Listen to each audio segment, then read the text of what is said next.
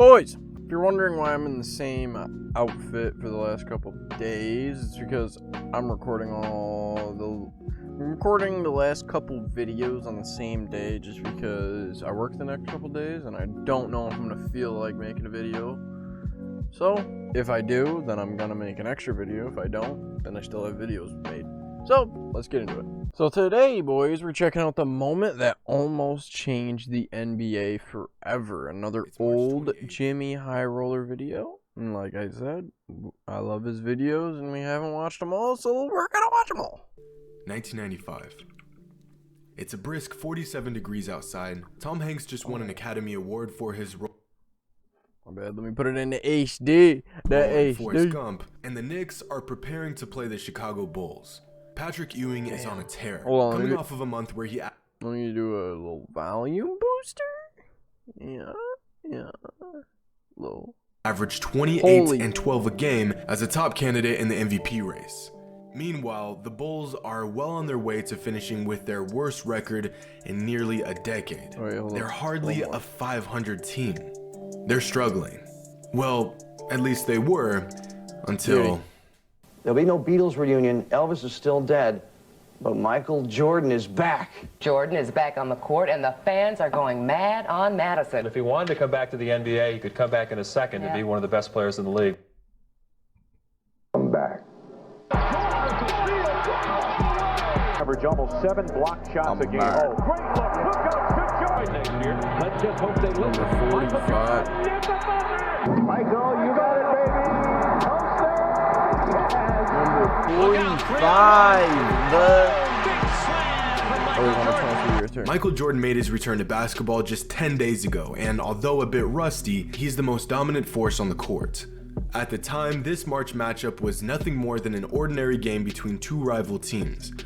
But inevitably, it would become the game that nearly changed the league forever. As the game gets underway, both teams come out firing, going blow for blow. The Knicks pull out to a 3-point lead at the end of the first and find themselves ahead by 6 at the half. Although the score is separated by just 6 points, the Knicks are looking like the better team, and for the first time in this heated rivalry, they feel like they could make a statement against Michael and his Bulls. This was their chance to show that they were finally ready to transcend this Bulls squad. The same Chicago Bulls that knocked them out of the playoffs 4 out of the last 6 seasons.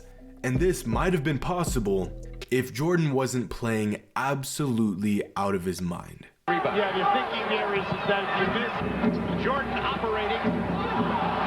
Fell down, got rid of it to Pippen. Gets it back.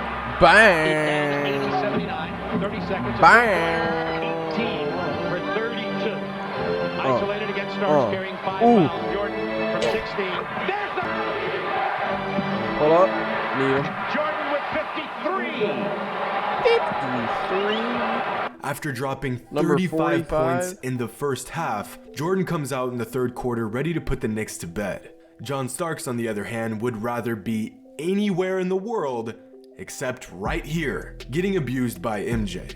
After battling for 47 minutes in a game that would go down as an all-time regular season classic, the game is tied with just 39 seconds left in the fourth. The Bulls put the ball in Jordan's hands and let him go to work. MJ goes left, then pushes right, hesitates, pump fakes, and gets Starks in the air. Then, in true Jordan fashion, sinks the jumper. Bulls by 2. John Starks comes back and draws a foul with just 14.6 seconds left on the clock and sinks 2 clutch free throws. Tie game. GOAT mode activated. With less than 15 seconds left on the clock, Jordan has to make something happen. He pushes the ball up the court. With just 8 seconds left in the game, Jordan comes down and hits Starks with the crossover so mean that for a brief moment, John Starks actually forgot how to walk. Gathering himself from his puddle of misery, Starks tries to recover, but it's too late. The only thing between Michael and the basket is Patrick Ewing. Jordan spins, rises, and shoots the... Jordan fakes the shot and zips a pass to Bill Wennington underneath the basket. Imagine he misses this. Now, Bill, good old Bill, was set up to put this epic thriller in the books. This was his time to shine. In fact, It was his only time to shine, since aside from the 3 personal fouls he had racked up in this game, Bill had not produced a single stat all night.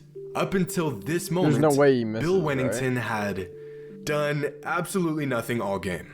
But that didn't stop him from balling the f*** out for 1.1 seconds. I was about to say, you better not. Yes. Easy done. 2 points in the whole fucking game.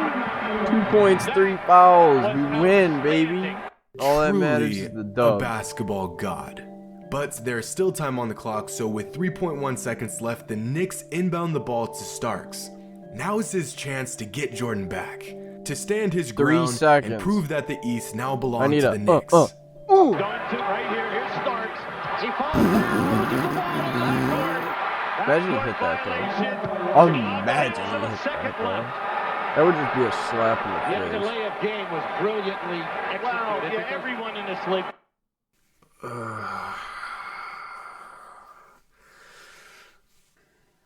Starks, while simultaneously his pants, loses the ball, goes back court, commits a turnover, and then puts up a backward 60-foot heave. Pat Riley is sick.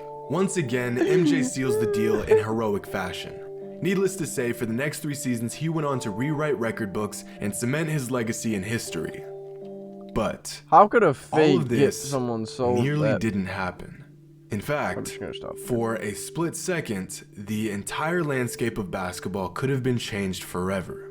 During the second quarter of that March matchup, with 25 seconds left on the clock, Jordan drove the ball to the hoop and was caught in an awkward mix-up with Patrick Ewing. And that is when this happened. They're being really exposed here against the New York Knicks tonight.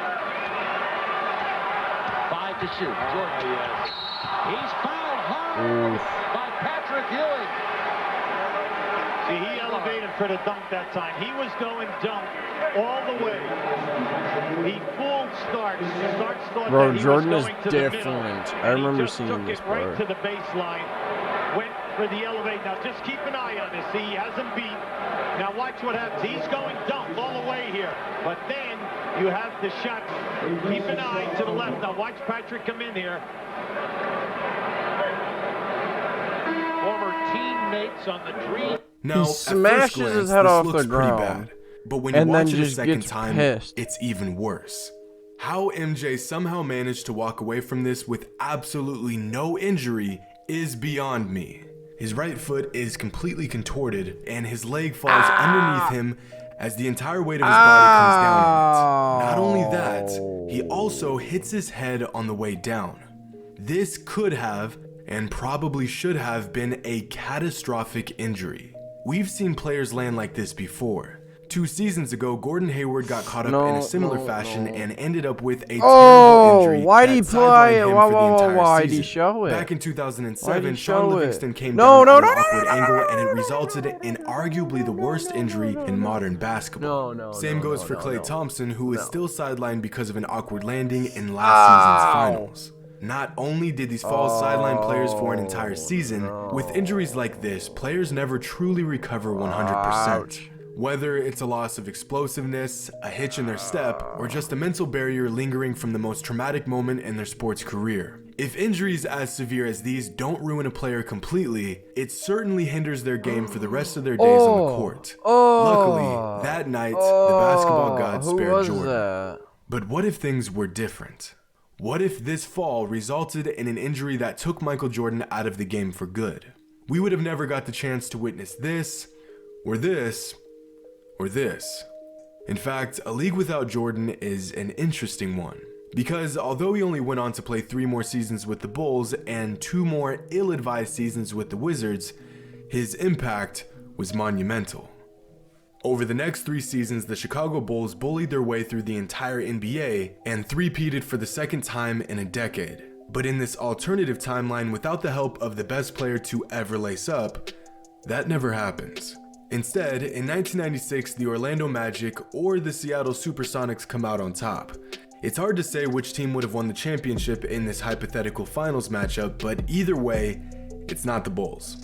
In 1997, without MJ or the Bulls as the clear favorites, it's almost certain that the Utah Jazz pull ahead as the most dominant team in the league and beat the Miami Heat for their first championship in franchise history. And again, in 1998, the Jazz come out on top and win back-to-back titles as they beat the Pacers, who made it out of the East instead of the Bulls. In this Jordan-less league, not only do the odds favor heavily with two franchises who have never won a title, no matter which way you spin it, numerous NBA legends who never won a ring get their hands on a title this time around. Karl Malone, John Stockton, Penny Hardaway, Shawn Kemp, Reggie Miller, Chris Mullin, Tim Hardaway, among many others, are all NBA greats that got shut down during Jordan's reign, but without him around would have a shot at basketball immortality. If we take a look at Jordan's current career statistics compared to what his numbers would be if he never touched the court again after that game in March of '95, immediately we see a tale of two different legacies.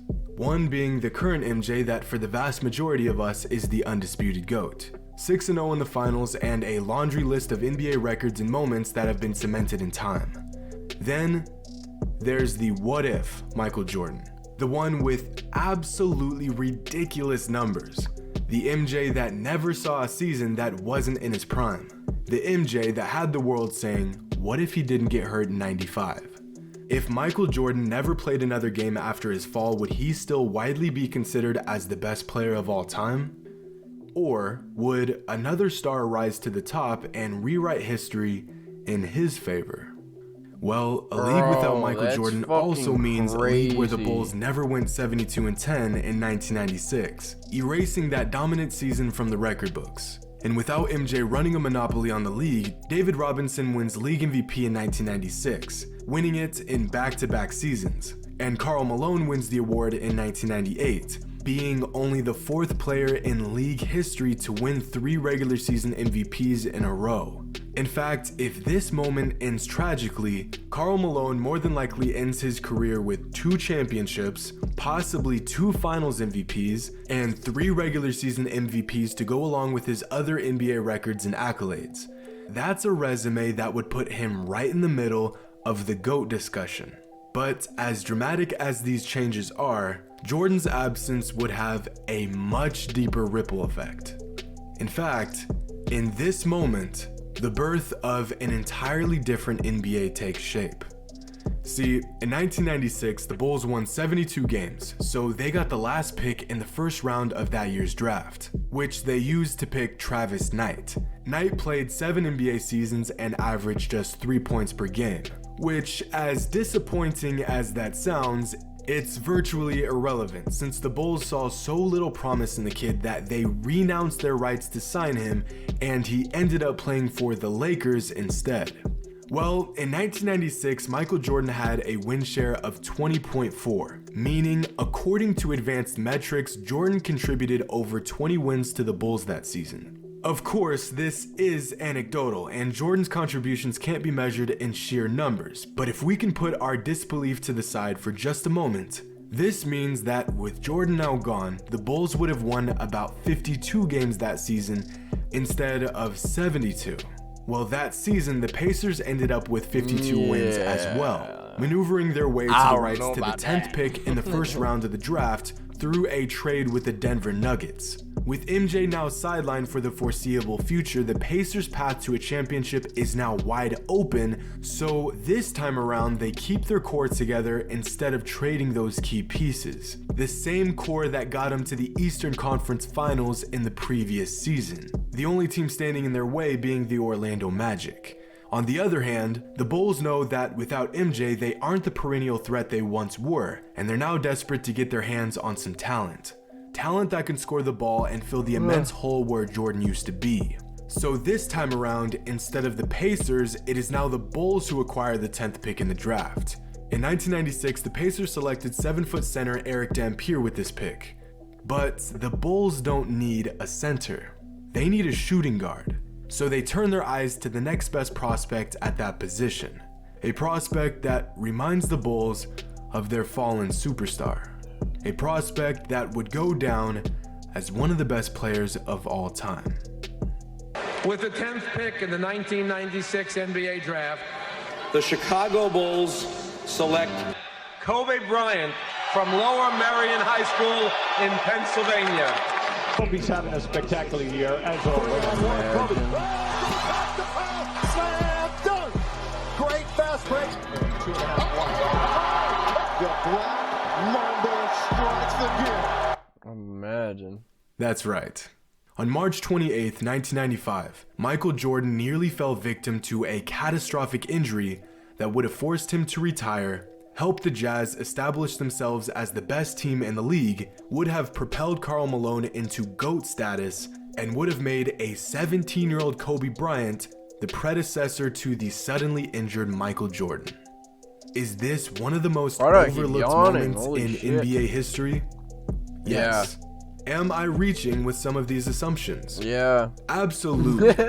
Every game, every player, every moment has an endless array of possibilities that could have resulted in an NBA far different than the one we see today. But this is my video, and I have a lot of time on my hands. And when you come across a clip like this, you can't help but to wonder what could have been. But in this moment, the basketball gods chose to spare Michael Jordan from what could have been an injury that would have changed the game to this very day. Hope you all enjoyed, and as always, until next time. As always, W fucking video. It's actually crazy to think about what could have been if he actually did get injured, but we'll never know because that's just the way it goes. You gotta just fucking, it's the way life goes. You gotta just play the cards you're dealt, or I mean, yeah, play the cards you're dealt and fucking roll with it. Hope you guys enjoyed that video. If you did, drop a like and subscribe. I appreciate you boys. Peace out!